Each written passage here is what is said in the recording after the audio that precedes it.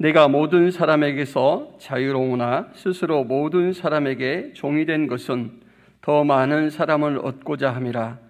유대인들에게 내가 유대인과 같이 된 것은 유대인들을 얻고자 하며 율법 아래 있는 자들에게는 내가 율법 아래 있지 아니하나 율법 아래 있는 자같이 된 것은 율법 아래 있는 자들을 얻고자 하며 율법 없는 자에게는 내가 하나님께는 율법 없는 자가 아니요 도리어 그리스도의 율법 아래에 있는 자이나 율법 없는 자와 같이 된 것은 율법 없는 자를 얻고자 함이라.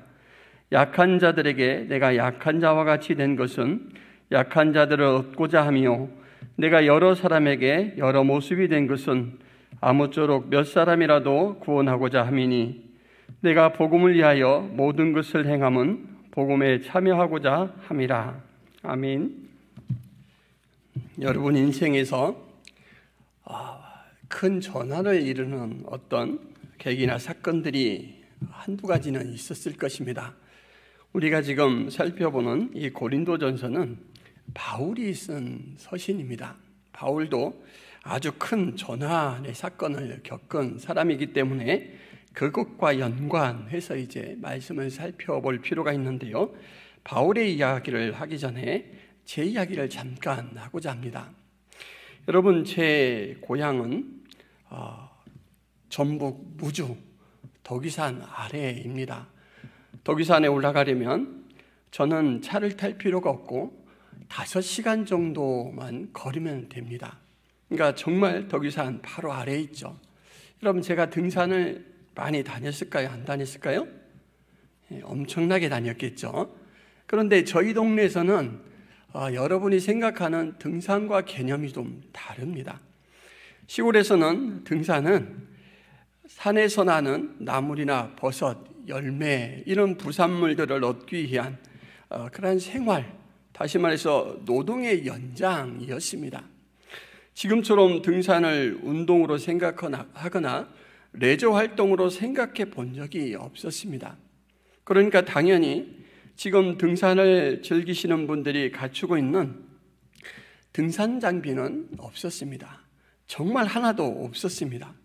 그래서 고3 때 제가 이제 이 등산의 성격을 바꿔서 노동이 아닌 레저로 한번 가봐야 되겠다라고 해서 고3 여름방학이 끝날 그 즈음에 제가 덕위산을 올라갔습니다. 여러분, 내용은 레저인데 저희 집에 갖춘 것이 없어서 형식은 그야말로 나는 자연인이다에 나오는 그 출연자와 같았습니다. 제 이 손에는 등산 스틱 대신에 조선낫이 들려 있었습니다. 여러분, 조선낫 웃으시는 분들은 외낫과 조선낫을 아시는 분들입니다. 외낫은 아주 얇고 날카로워서 풀을 베기에 적합하고 조선낫은 좀 뭉툭하지만 나무나 이런 다른 모든 것들을 베기에 참 유용하죠. 저희 집에서 덕위산을 갈 때는 등산로 아님이라고 써있는 그 길을 갑니다. 그래서 항상 길이 거의 형태만 남을 정도로 우거져 있습니다. 그 오른손에는 이제 조선낫을 들고, 여러분, 제가 배낭 대신 무엇을 맸을까요? 학교에 가지고 다니는 가방입니다. 그리고 제 이 옷은 등산복이 아니라 제대한 형님의 이 군복 야상이었습니다. 신발도 당연히 형님의 군화였죠. 그렇게 올라갔는데 잠은 어디서 잘까요? 물론 텐트가 없겠죠. 이 야외 지침을 하려고 이제 정상에 올라가서 열심히 이렇게 잠자리를 마련했습니다. 그런데 갑자기 비가 내리기 시작하는 것입니다. 여러분, 덕위산은 해발 고도가 아주 높습니다. 그래서 이 밤과 낮의 기온차가 심해서 종종 초가을에도 많은 사람들이 저체온증으로 사망하는 그러한 사고가 발생합니다. 그래서 이 산의 특성을 잘 알기 때문에 저는 이 잠자리를 마련했던 그곳을 포기하고 바로 산장으로 직행을 했습니다. 여러분, 산장 사람들이 저를 볼 때 어땠을까요? 아마 북한에서 건너온 사람처럼 이렇게 생각이 들었을 것입니다. 여러분, 산장에서 하룻밤 묵어야 하는데 참 난감해졌습니다. 저는 자연인이잖아요. 번호도 없고 코펠도 없는데 밥은 해 먹어야 돼요. 제 배낭에는 가지고 온 치사도구라고는 생활 냄비 하나밖에 없었어요. 이걸 꺼내놓자니 민망하고, 꺼내놓더라도 불이 없으니 밥을 해 먹을 수가 없죠. 그래서 제가 난감해하고 있을 때 어느 이 인상 좋아 보이는 중년 부부가 제게 관심을 가지고 이것저것 묻더니 제가 치사도구가 없는 것을 알고는 우리 것을 빌려드릴 테니까 걱정하지 말고 쓰세요, 이렇게 하시는 거예요. 안심을 하고 기쁜 마음에 잠깐 씻으러 밖에 나갔다가 저는 뜻밖의 사람들을 만났습니다. 바로 옆 동네에 사는 친구와 그가 데리고 온 여러 후배들이었습니다. 여러분, 덕이산에 가까운 지역에 있었지만 아까도 말씀드렸듯이 레저로 산을 오르는 사람이 별로 없어요. 그래서 저는 그 정상에서 현지인을 발견하고 깜짝 놀란 거예요. 그런데 더 놀란 것은 그 다음이었습니다. 이 사람들은 당일로 이 등산을 계획하고 왔었는데 이 올라오다가 너무 시간을 지체해서 이제 발이 묶여버리게 된 것입니다. 핸드폰도 이렇게 없던 시절이라 누군가는 내려가야 하고, 다 내려가자니 중간에 길이 막혀서 위험한 상황이라서 친구는 후배들을 제게 맡겨놓고 자신과 동생만 그 소식을 전하기 위해서 이제 재빨리 하산을 하기 시작했습니다. 여러분, 제가 어떻게 해야 될까요? 이 자연인이 이 산속에 와서 산장에 들어왔더니 가장 이 산장에 어울리지 않는 그런 모습이었잖아요. 겨우겨우 이 그릇들을 빌려서 밥 한 끼 해결할 정도로 그렇게 궁색하게 있는데, 이제 후배 5명 정도, 그것도 여학생들의 생활과 안전을 책임져야 될 그 책임을 떠맡게 되었습니다. 저는 당황하지 않은 척 하면서 곰곰이 머리를 굴려봤죠. 그러고는 규모가 제법 큰 그 일행들을 찾아서 사정을 이야기하고 부탁을 했습니다. 제가 가지고 온 양식은 다 내어드릴 테니 조리기구가 없어서 그러는데 좀 조리를 해서 이 후배들이 식사를 할 수 있도록 좀 해주십시오. 했더니 여러분, 등산하는 분들이 또 마음이 워낙 좋지 않습니까?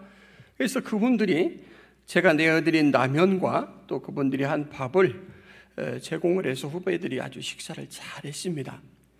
그런데 제가 보기보다 담대함이 없습니다. 그래서 그 자리에서 같이 끼어서 식사를 하는 것은 왠지 염치 없는 짓 같았어요. 그래서 마치 미리 저녁 식사를 해 먹은 것처럼 그렇게 행동을 했습니다. 그런데 여러분, 사실은 제가 아침 식사 이후에는 아무것도 먹지 못했습니다. 전날에 비가 와서 이 좀 젖은 상태라서 점심을 이제 지어 먹으려고 불을 피우는데 불이 붙질 않아요. 그래서 빨리 정상에 올라가서 잠자리를 마련해야 되기 때문에 점심쯤이야 거르자 하고 달려가서 열심히 이제 이 잠자리를 마련했는데 지금 이런 상황이 되어버린 것입니다. 그래, 두 끼 정도야 내 체력에, 이렇게 자신을 하고는 이제 잠자리에 누웠습니다. 근데 여러분, 제가 그 밤새 얼마나 후회를 했는지 모릅니다. 여러분, 등가죽과 백가죽이 붙는다라는 말 아시죠? 저는 분명히 이 표현을 쓴 사람은 자기가 이 배고픔을 경험했을 것이라 저는 그 밤에 확신을 했습니다. 어찌나 배가 고픈지 나중에는 가통증이 생겼는지 아프기까지 했습니다. 그래서 배에 공기가 빠지면 너무너무 아파서 이제 바람을 들이쉬어서 배를 빵빵하게 마치 맹꽁이처럼 배를 불렸다가 가라앉혔다가를 반복하면서 뜬 눈으로 밤을 지새웠습니다. 여러분, 제가 두 끼를 굶는다는 건 거의 기적입니다. 그런데 새벽이 되자 이 중년 부부가 제게 이제 코펠과 번호를 제공하겠다던 이 중년 부부가 아주 일찍 그 취사 장비를 가지고 저에게 와서 먼저 다른 사람들이 취사장을 쓰면 붐비니까 지금 먼저 식사를 지어 먹으세요. 이렇게 이야기를 하는 거예요. 그분들은 제가 이 취사 도구를 빌리려고 했기 때문에 밥을 먹지 않은 걸 알고 있었죠. 그런데 제가 자꾸 시치미를 떼고 먹은 것처럼 하니까 더 이상 난처할까 봐 권하지 않고, 그렇지만 그분은 제가 걱정이 되어서 깊은 잠을 못 주무셨던 것 같습니다. 저는 참 이분들이 너무 감사했어요. 흔쾌히 빌려주겠다라는 것도 감사했지만 그 밤에 제가 걱정이 되어서 잠을 깊이 못 주무시고 새벽에 제가 약간 기척하는 것을 보고는 저 젊은이가 깨어났구나 하고 바로 달려와서 얼른 밥 지어 먹으세요. 이렇게 하는 그 따스한 말 한마디가 정말 저를 새로운 눈을 뜨게 했었습니다. 여러분, 사실 저는 이 시기에 아주 극심한 배앓이를 하고 있었습니다. 한 2년 정도 되었는데요. 일주일에 한 4일 정도 아침을 먹으면 그게 체했어요. 그래서 이 체한 증상은 극심한 편두통과 어지럼과 이 매석공음이 이렇게 동반해 오는데 마치 쓰나미가 치는 것처럼 온몸을 파김치를 만들고, 그리고 이제 다 토해내고 빈속이 되었을 때 조금씩 회복되었는데 거의 음식을 먹을 정도의 시간은 언제였냐면 오후 4시 정도 돼야 돼요. 눈알은 빠질 것 같고 고개를 옆으로 돌리면 어떻게 될 것 같아서 가만히 이 구토가 나올 때까지 기다려야 되는 그 시간들이 너무너무 괴로웠습니다. 일주일에 여러분 4번 정도 이렇게 되면 거의 살고 싶지 않게 됩니다. 그래서 저는 제가 그렇게 좋아했던 덕유산을 한번 올라가서 하룻밤 자고 내려오자라는 마음으로 별로 안전에 대한 애착이 없기 때문에 그렇게 시도를 했던 것이죠. 그런데 이 덕유산 이 등산을 마치고 돌아오자 여러분 제 배가 안 아픈 거예요. 그래서 제가 생각했습니다. 도대체 왜 안 아파지는 거야? 2가지 추측을 했습니다. 하나는 정말 어쩔 수 없이 쫄쫄 굶느라고 제 배가 위가 쉼을 얻은 것이다. 그 전까지는 위가 이렇게 어쨌거나 음식이 채워져서 너무 운동을 했는데 아주 푹 쉬고 나니까 위가 회복된 것이다. 또 하나는 제가 고3이었기 때문에 또 그 당시에는 제가 좀 반항기라 부모님과 좀 불편한 마음이 있었습니다. 그래서 예민하고 스트레스가 쌓여 있었는데 그분들을 만나서 저녁에 촛불과 호롱불 밑에서 두런두런 여러 주제를 나누고 또 이런 관심과 보살핌을 받으면서 또 소통을 하면서 이해를 받으면서 저도 모르게 마음이 녹았던 것 같습니다.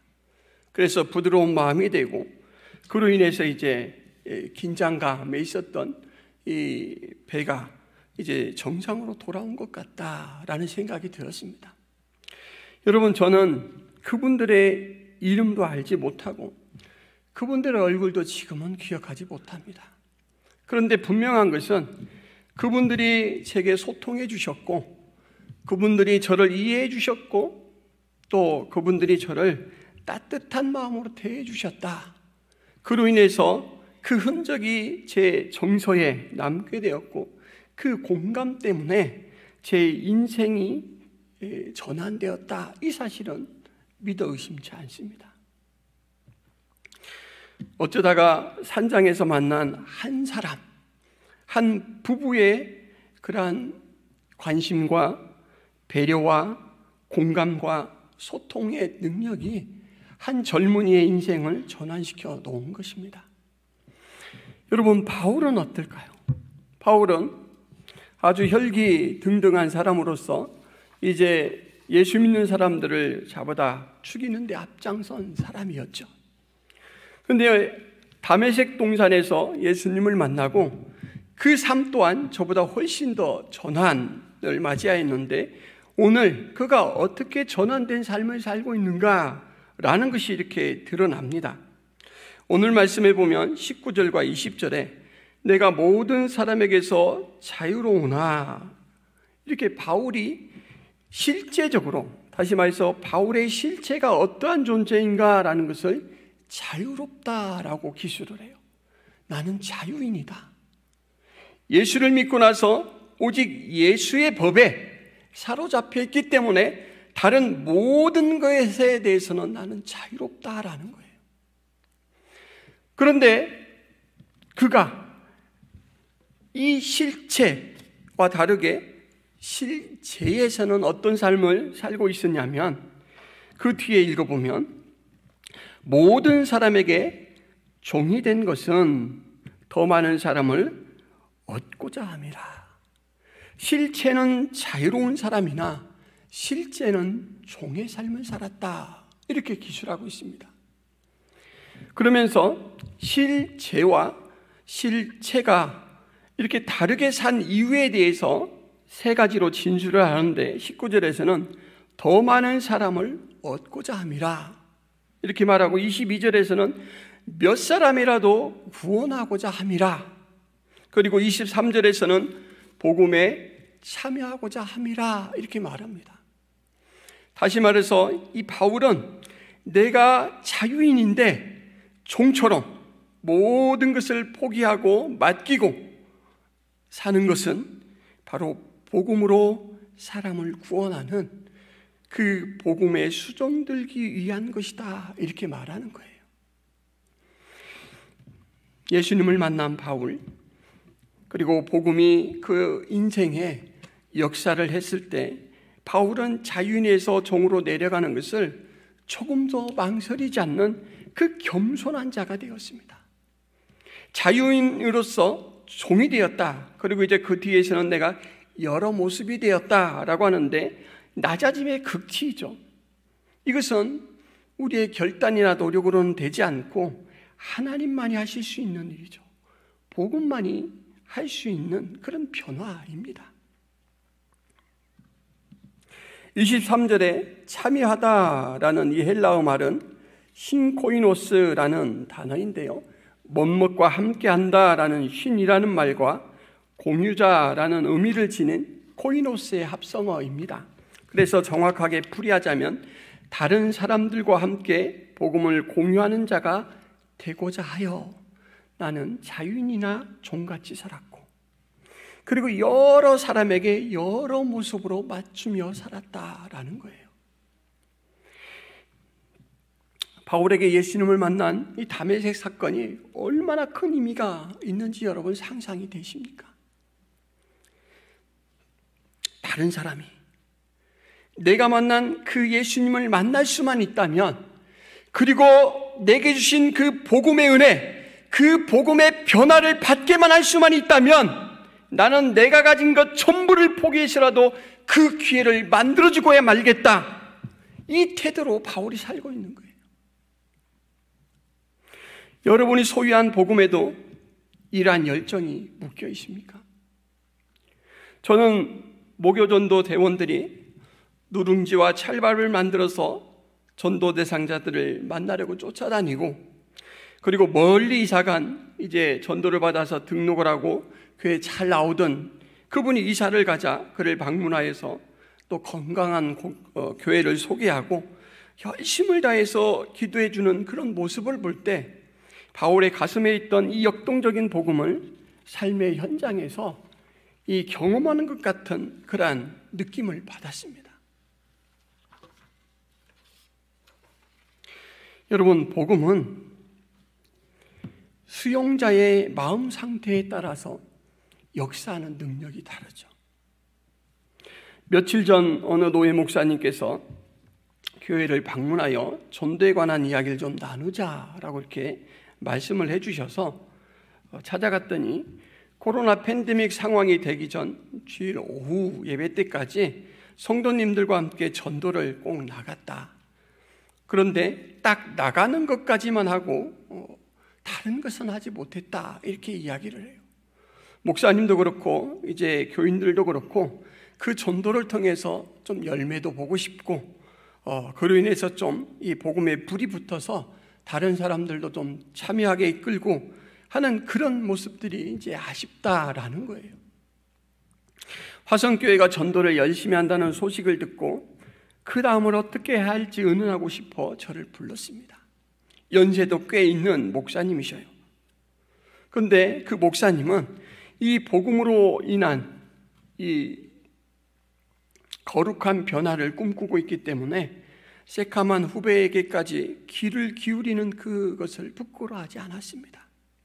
그리고 어찌나 참 정성 들여 이렇게 들으시면서 메모도 꼼꼼히 하시는지, 저는 그 만남을 하는 동안 이 교회가 전도의 엔진을 구축하게 될 때 일어날 일들에 대해서 은근한 기대가 생겼습니다. 그리고 그때까지 내가 이 교회를 위해서 함께 기도해야 되겠다라는 다짐을 했습니다. 여러분, 복음의 가치를 새롭게 발견하고 복음의 능력에 사로잡히게 되면 사사로운 일들에 대해서는 이제 힘을 빼게 되죠. 부끄러움과 불편 정도는 영혼을 구원할 수 있다면 얼마든지 감수할 수 있다라는 열정이 생겨나게 됩니다. 복음의 이 열정을 품은 사람은 너덜너덜해질 각오를 기쁘게 합니다. 이것이 전도자로 무장이 되는 시작점이다라고 저는 생각합니다. 이런 무장이 된 사람은 사람을 영혼 중심으로 보고 전도의 목적도 교회에 등록시키는 것으로 보지 않고 진정한 회심을 통해서 그의 삶에 변화가 일어나는 것에 두게 됩니다. 여러분에게는 기도하고 싶은 대상자가 분명히 있을 것입니다. 그런데 여러분, 전도가 되지 않습니까? 무엇이 문제라고 생각합니까? 나는 열정이 부족하다. 나는 전도의 방법을 모른다. 이렇게 생각할 수 있는데, 여러분, 오늘 제가 정말 아주 간단하면서도 분명한 비결을 말씀드리겠습니다.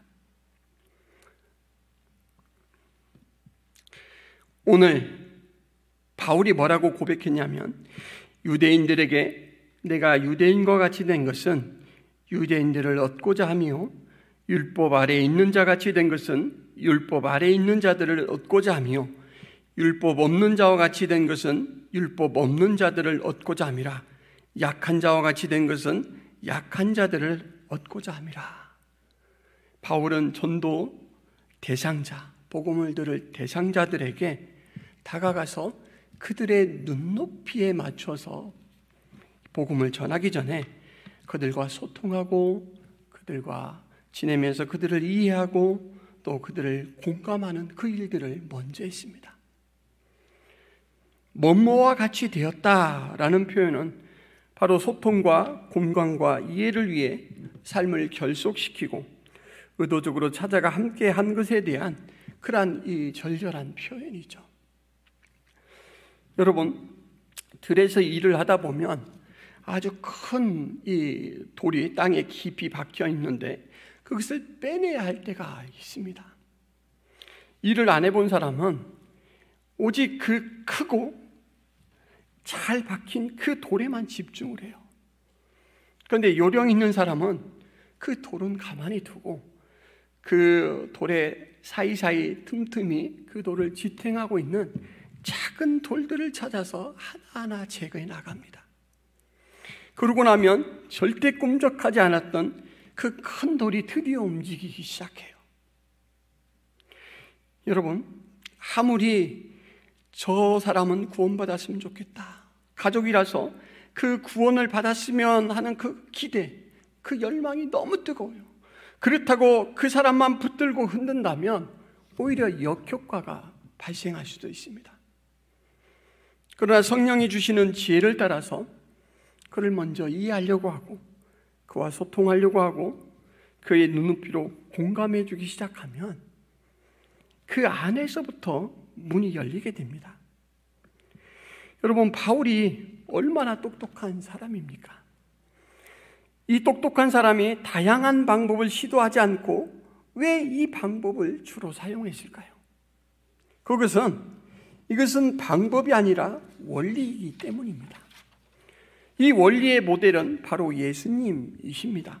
마가복음 1장 38절에 보면 이르시되 우리가 다른 가까운 마을들로 가자. 거기서도 전도하리니 내가 이를 위하여 왔노라. 찾아가자. 내가 이 전도를 위하여 왔다라는 거예요. 요한복음 18장 37절에 보면 빌라도가 이르되 그러면 내가 왕이 아니냐? 예수께서 대답하시되 내 말과 같이 내가 왕이니라. 내가 이를 위하여 태어났으며 이를 위하여 세상에 왔나니 곧 진리에 대하여 증언하려 함이로라. 무릇 진리에 속한 자는 내 음성을 듣느니라 하셨다. 이렇게 기록하고 있습니다. 왕이냐라는 질문에 예수님은 내 말과 같이 내가 왕이다 라고 말씀하시면서 내가 이를 위하여 태어났으며 이를 위하여 세상에 왔다. 왕으로서 세상에 왔는데 그가 하시는 사명에 대해서는 진리에 대하여 증언하려 함이로라 이렇게 말해요. 진리, 다시 말해서 이 구원하는 이 복음을 세상 가운데 전하시기 위해서 태어났다라고까지 말씀을 하셔요. 여러분, 예수님께서 이 땅에 오신 것을 우리가 잘 알듯이 성육신이라고 합니다. 모든 하늘의 영광을 다 내려놓고 우리 가운데 찾아오셔서 우리와 같은 모습이 되시고 우리가 알아들을 수 있는 말들로 우리에게 생명의 복음을, 하나님 나라의 일들을 말씀해 주셨습니다. 그러므로 예수님의 성육신 자체가 찾아가서 함께하는 그 원리의 기초입니다. 예수님은 대낮에 아주 햇빛이 뜨거울 때 사마리아 여인을 찾아가셨고 세리장 삭개오의 삶의 정황으로 들어가셨습니다. 나사로가 죽었다는 소식을 듣고 베다니로 찾아가셨습니다. 회당장 야이로의 죽게 된 어린 딸을 찾아가 이미 죽음에 속한 그를 달리다굼으로 불러내셨습니다. 찾아가시는 거예요. 이만치 서서 이리 오너라. 이리 오면 된다. 이렇게 말씀하시는 게 아니라 찾아가셨어요. 하나님이 우리와 함께 하시는 것이죠. 임마누엘이죠. 그는 임마누엘로 존재하시면서 성경에 기록하기를 주님으로 일해 주셨습니다. 선생으로 일해 주셨고 아픈 자의 치료자로 실제 삶을 사시면서 자기 백성을 하나님께 이끄셨습니다. 여러분, 하나님 앞에 이끌고자 하는 사람이 있습니까? 그 가까이 가셔야 돼요. 추수를 하려면 밭에 가야 추수가 되죠. 집안에서 아무리 추수를 상상한다고 추수는 이루어지지 않습니다. 그러므로 가야 돼요. 근데 간다라는 것이 이 바울이 말하고 있는 것처럼 단순히 시간과 공간적인 거기에서 일치를 이루며 함께 거한다가 아니죠. 그들의 삶의 정황에 찾아가서 그의 울음의 원인이 무엇인지, 그의 아픔의 시발점이 무엇인지, 무엇이 그를 그렇게 한숨 쉬게 하는지 그것을 헤아리고 우는 자리에서 같이 울고 꺼져가는 그의 다리를 다시 부둥켜 일으키고 그런 일들이 선행되어야 된다라는 거예요. 근데 우리는 전도를 너무 쉽게 하려고 합니다. 찾아가서 마치 성육신된 그 모습으로 하기에는 너무 어려워요. 그리고 지금의 삶이 너무 떳떳하지 않습니다. 그래서 주저가 돼요. 그런데 여러분, 영혼을 살리려는 그 목적을 위해서는 그 부끄러움, 그 어색함 정도는 내려놓을 수 있어야 됩니다. 우리의 전도는 두 가지 축이 가속을 붙이고 이끌어집니다. 첫째는 무엇이냐면 복음이 가진 그 가치 자체에 대해서 바르게 인식할 때예요. 복음에 준할 게 없다, 복음만이다 라는 확신이 들었을 때 우리는 힘이 나죠. 한 발이 그로 인해 무장이 됩니다. 또 하나는 우리가 바라보는 영혼의 가치입니다. 여러분, 전도의 열매는 세 가지 차원에서 맺혀집니다. 첫째는 죽어가는 천하보다 귀한 영혼을 살리는 일이죠. 그런데 이 전도는 큰 넓은 의미로 보자면 교회 구성원을 새롭게 가입시키는 일입니다. 영적으로 교회를 건강하게 하고 교회를 세우는 일이에요. 하나님께서 핏값으로 사신 교회를 건강하게 세우는 일입니다. 그리고 또 하나는 이 모든 일들을 주의 뜻대로 준행하여서 하나님을 영화롭게 하는 일입니다. 전도는 큰 이 넓은 이 의미부터 좀 우리가 생각할 필요가 있습니다. 하나님의 영광을 위하여 하는 것이다. 교회를 세우기 위하여 하는 것이다. 영혼을 구원하기 위하여 하는 것이다. 이렇게 바라볼 때 당장 내가 복음을 전하고 내가 초청하였더라도 돌아오지 않는 그 영혼 때문에 낙심하지 않게 됩니다. 심는 자가 있고 물을 주는 자가 있고 거두는 자가 따로 있을 수 있다. 그러나 나는 지금 주어진 이때의 내 역할을 나는 하겠다라는 것이죠. 여러분, 우리말 속담 중에 쇠 힘도 힘이고 새 힘도 힘이다 라는 말이 있습니다. 쇠는 소를 지칭하는 말이죠. 소의 힘도 힘이지만 나는 새의 힘도 힘이다 라는 거예요. 우리는 우리에게 주신 깜냥 그 영양껏 그 일을 하면 되는 거예요. 여러분, 전도에는 성령님이 반드시 함께 하십니다. 함께 하시는 정도가 아니라 성령이 주도하십니다. 그러므로 전도에는 실패가 없어요. 그러므로 지금까지 전도가 되지 않았다라고 해도 그 영혼을 절대로 포기하지 마시기를 바랍니다. 그리고 이제 방법이 아니라 이 원리를 따라 한번 시행해 보시기를 바랍니다. 예수님께서는 하늘나라의 신념과 가치와 기준을 그대로 유지하신 채 이 세상에 오셨습니다. 그리고 세상에 속한 사람들 가운데로 찾아오셔서 그들의 시선으로 이해해 주시고 공감하시고 소통하셨습니다. 그리고 그들을 하나님 나라의 가치로 이제 관점을 전환하도록 이렇게 이끌어 주셨죠. 이러한 예수님의 삶에 대해서 어떤 학자는 거룩한 세속성이라는 정의를 내렸습니다. 하늘의 거룩함을 다 유지한 채 세상 가운데 오셔서 세상과 소통하고 세상에 사로잡혀 있는 사람들과 함께 하지만 결국 그는 하늘의 원리로 세상 가운데 사로잡혀 있는 자를 구해내는 그 일을 하시는 겁니다. 복음 전달은 인간편에서 볼 때 증언과 증거의 두 측면으로 이루어지는 역사입니다. 여러분, 말을 잘하여도 그 말을 더 잘 신뢰할 수 있으려면 그 말에 따른 증거들이 있어야 되겠죠.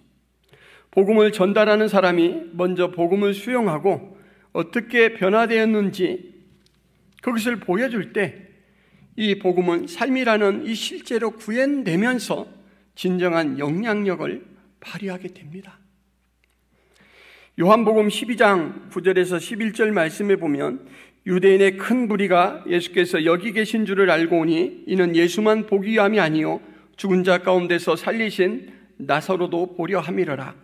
대제사장들이 나사로까지 죽이려고 모의하니 나사로 때문에 많은 유대인이 가서 예수를 믿음이러라. 대제사장들이 나사로를 예수와 함께 죽이려고 했다라고 기술하면서 그 이유는 나사로의 존재 자체가 복음의 증거가 되기 때문이다라고 말해요. 여러분, 복음은 말로서가 선언으로서가 아니라 내 삶으로서 그들에게 증거로 나타날 때 힘이 있게 되죠. 예수님은 이 성육신의 원리로 그 삶을 살아내셨고 이제 그 원리를 우리에게 적용시켜 주셨습니다. 요한복음 20장 21절 말씀에 보면 이런 말씀이 기록되어 있습니다. 예수께서 또 이르시되 너희에게 평강이 있을지어다.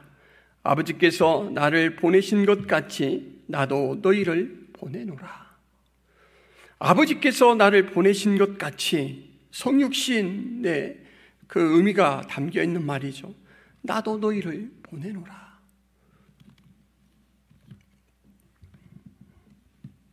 이 얼마나 준엄한 명령이고 얼마나 참 준엄한 영광입니까? 예수님이 하나님의 뜻을 받들고 이 땅에 오셨던 것처럼 예수님 안에서 하나님께 용납된 우리를 예수님은 다시 파송한다라는 거예요. 디모데후서 4장의 2절에는 이런 말씀이 기록되고 있습니다. 너는 말씀을 전파하라. 때를 얻든지 못 얻든지 항상 힘쓰라. 범사의 오래 참음과 가르침으로 경책하며 경계하며 권하라. 말씀을 전파하라. 때를 얻든지 못 얻든지 항상 힘쓰라. 요한복음 20장 21절 나도 너희를 보내노라, 이 말씀과 너는 말씀을 전파하라, 때를 얻든지 못 얻든지 항상 힘쓰라 라는 이 명령의 범위 안에서 여러분들이 지금 살고 계십니다. 여러분, 복음은 내가 따져봐서 할까 말까 이럴 성격의 것이 아니고 주님이 분명히 보내셨고 그 전도의 사명을 이제는 내가 하라. 그리고 찾아가서 섬기는 모습으로 하라. 이렇게 이제 명령해 주셨고, 바울은 때를 얻든지 못 얻든지 그 일에 힘써야 된다라고 그 원리를 제시해 주셨습니다. 내어주는 삶으로 부서지고 깨어진 모습이 되어서 밑을 받쳐서 그가 넘어지지 않게 만들 때 기우뚱했다가 넘어지지 않은 그가 내 밑을 받쳐주는 그 손길을 주목하게 될 거예요. 내가 소통과 공감과 이해의 노력을 지금은 묵묵히 기울이고 있지만 어느 날 빛난 생명의 열매로 거두게 될 것입니다. 소통과 공감과 이해는 거룩한 변화를 일으키는 촉매입니다. 그리고 회복으로 전환하게 만드는 그런 힘이죠. 마음의 빗장을 여는 작용으로 역사하기도 합니다. 여러분, 제가 처음에 말씀드렸던 저에 관한 이야기, 정말 하룻밤 24시간밖에 안 되는 그 짧은 시간에 저는 그분들을 만나서 제 삶이 전환되었습니다.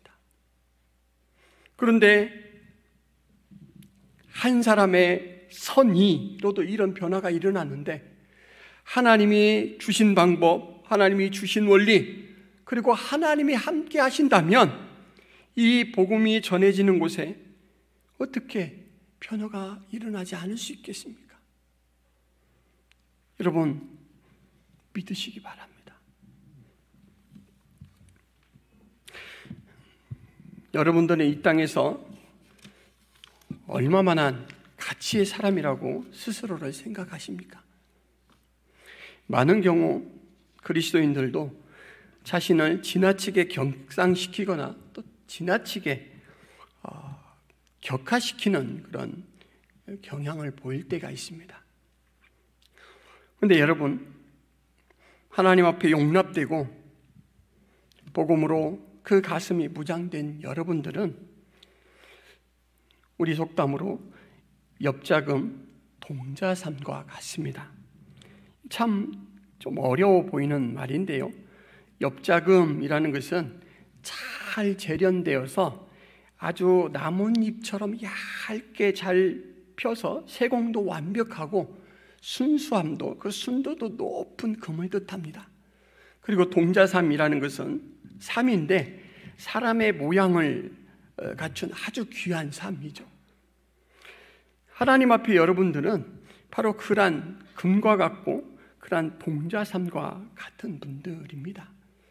하나님이 여러분들과 함께 하신다라는 그 사실을 믿으면서 포기하지 마시고 지금까지 시도해왔던 그 대상자에게 복음을 전하시기를 바랍니다. 지금까지는 앞에서 끄는 모습으로, 그리고 이곳에서 소리 질러서 이곳으로 오시오라는 원심력에 초청을 했다면, 이제는 다가가서 그들이 올 수 있는 거리를 좁혀주고, 그리고 낮아져서 주장하는 자세가 아니라 섬기는 자세로, 내가 당신의 처지를 알고 있습니다, 저도 공감합니다 라는 모습으로 그렇게 시행해 가시길 바랍니다. 여러분, 우공이산이라는 말이 있습니다. 아주 힘없고 어리석은 노인이 산을 옮긴다라는 뜻이에요. 이분이 가진 것은 딱 하나밖에 없습니다. 무식해 보이는 그런 묵묵함이죠. 인내. 지금 우리에게는 그것이 필요합니다. 예수사랑 초청주일을 우리가 계획해 놓고 또 작정자를 작정하고 기도하고 있지만, 여러분 얼마나 그들을 찾아가서 접촉하고 있습니까? 만약 그게 내가 생각할 때 부족하다 그러면 지금 오늘부터 하시길 바랍니다. 그리고 전도에 대한 열정보다 먼저는 하나님, 복음에 대한 무게를, 복음에 대한 가치를 먼저 느끼게 해주세요. 그래서 썩어져가는 것들에 대한 관심이 복음과 생명으로 옮겨지게 해주세요. 이렇게 기도하시길 바랍니다. 그렇게 할 때 여러분들이 하나님의 귀한 선한 도구로 쓰임받을 수 있을 줄 믿습니다.